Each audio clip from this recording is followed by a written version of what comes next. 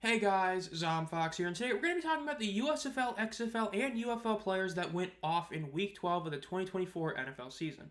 Now look, spring football players have been having a great 2024, but this week was probably the best overall, as we really had 5 guys who had incredible games for their teams that came from one of these 3 leagues. Again, we're not even talking about players from the AAF or the 2020 XFL, and we're not even talking about every player, as guys like Jalen Redmond, who did play this weekend, or LeBron Ray, we're not even going to be talking about. So this was an incredible weekend. And of course, earlier today we had the big news about the UFL expanding. But it's time to talk about some NFL and these spring football guys in the NFL. Now, starting it off, we have to start with Josh Butler. Okay, you want to talk about the one that came out of nowhere? Josh Butler had an absurd week out of just nowhere.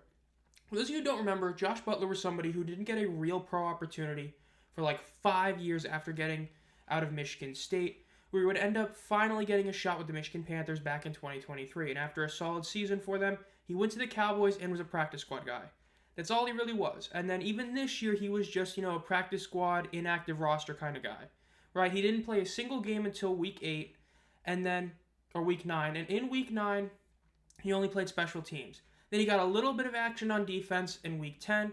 And then last week in week 11, he did end up playing a majority of the snaps on defense, but was nothing too special. 5 tackles and a pass breakup is solid, but this week was something else. In his second ever time starting, he put up 12 total tackles with a sack and 3 pass breakups. Just an absurd week, as you could very much argue he was the best Cowboy on the day. And I'm saying arguably because there were a couple guys that had really good games. Look, that Cowboys Commies game was crazy. I mean, if you watch the last 5 minutes of game time, you'll know what I'm talking about.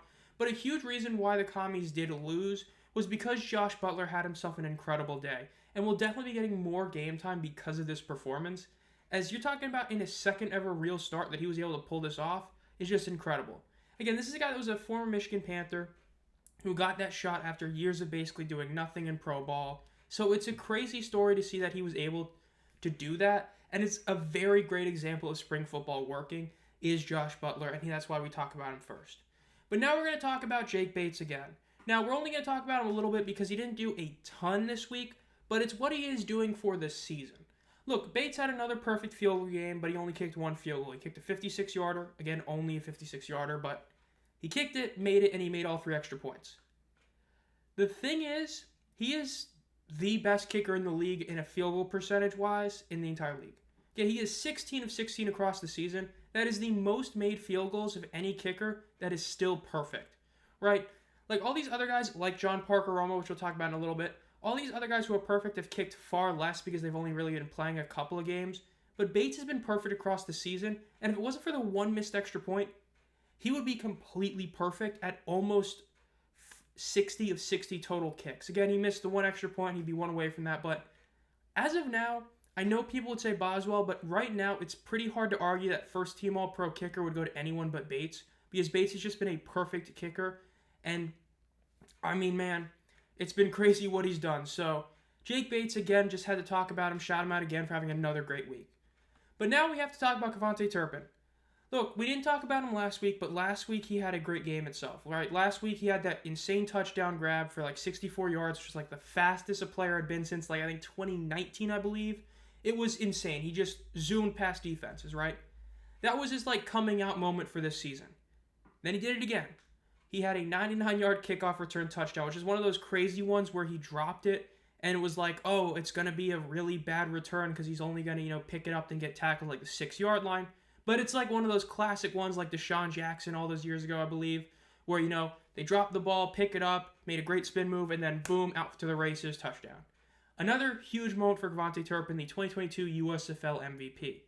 Now, just a quick mention of Brandon Aubrey. Aubrey did get 1 kick blocked and missed another kick. Still finished making 2 field goals and 4 extra points, providing a huge reason why the Cowboys won. I mean, he's had a down year compared to his first year in the NFL. I mean, obviously his first year was insane. But again, he's had a couple of kicks that were blocked. He did miss a couple. Overall, though, he still had a solid game. I mean, from a fantasy perspective, he missed 2 field goals and still had a really solid amount of points. I know, as I have him on my team.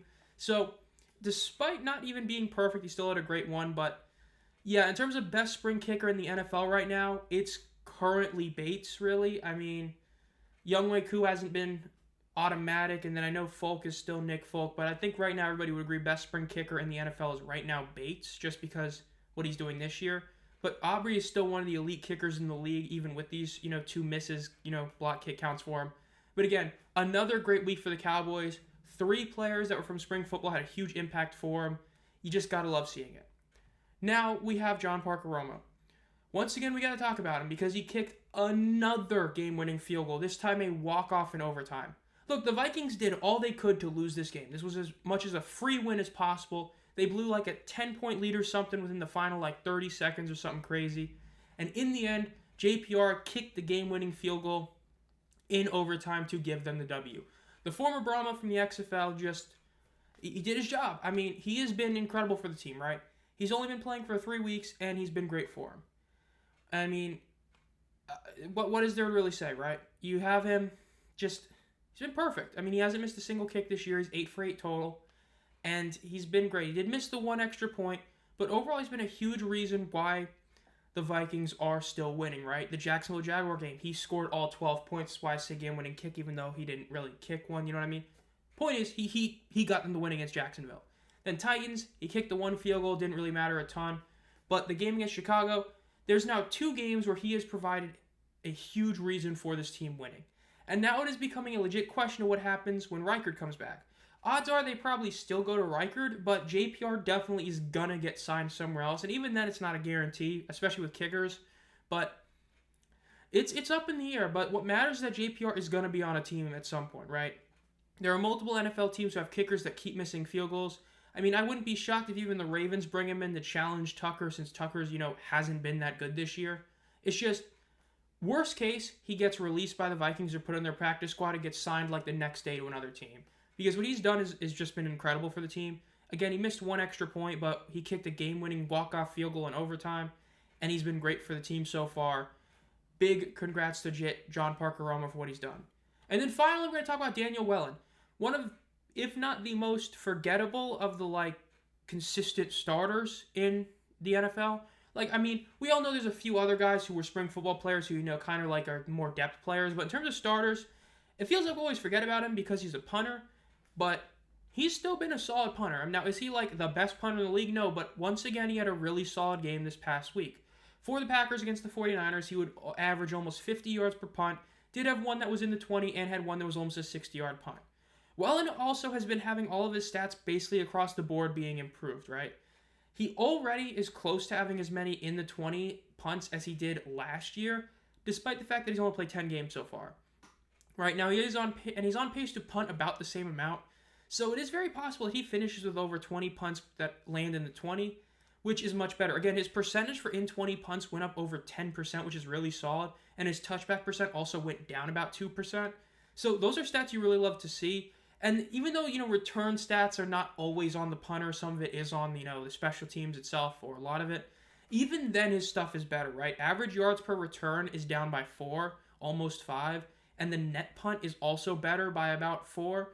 So overall, he's been improving in every single category from 23 to 2024, which is really great to see. I mean, Daniel Wellen's been really solid this year. Again, we all forget about him because he's a punter, but this is another all-XFL player from 2023, DC defender, and he's been having himself a really solid year this year. Is he going to be an all-pro kind of guy? No, he's not going to be the same as Bates and them, but he's still a really solid player that we had to mention because, again, he had another really solid week. But overall, that'll do it. This has been Zom Fox. If you enjoyed this video, make sure to subscribe and hit the bell. Again, we do at least 2 videos a week during the off-season, and this week is at least 3, might even be 4 videos, depends exactly what comes out this week. But, I mean, this is already our second video of the week, and we have at least 1 more coming out. We're doing a giveaway at 1,000 subscribers, so make sure you subscribe to the channel before that.